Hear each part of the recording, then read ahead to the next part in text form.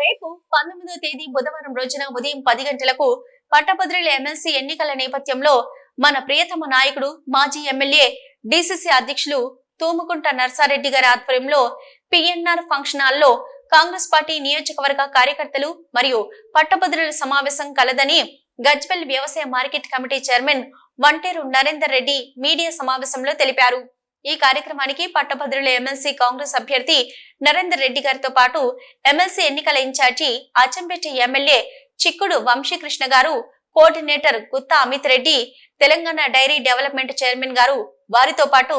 Medak parliament incharge నీలం మధు ముద్రాజ్ గారితో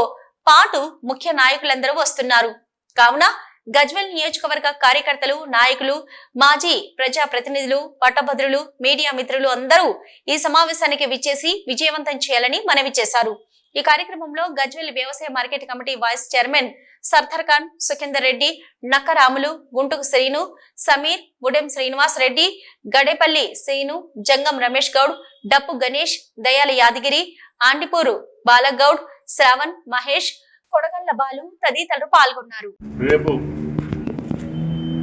ఉదయం 10 గంటలకు మన పట్టభద్రుల ఎమ్మెల్సీ సన్నాహక సమావేశం మన నర్సారెడ్డి గారి ఆధ్వర్యంలో, జిల్లా కాంగ్రెస్ అధ్యక్షుడు నర్సారెడ్డి గారి ఆధ్వర్యంలో మన గజ్వెల్లో పిఎన్ఆర్ గార్డెన్లో నిర్వహించుటకు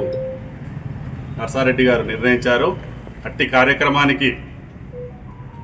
మన ఎమ్మెల్సీ అభ్యర్థి, పట్టభద్రుల ఎమ్మెల్సీ అభ్యర్థి అయిన నరేందర్ రెడ్డి గారు, అలాగే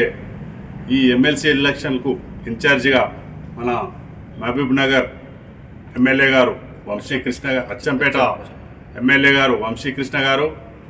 అలాగే మన కోఆర్డినేటర్గా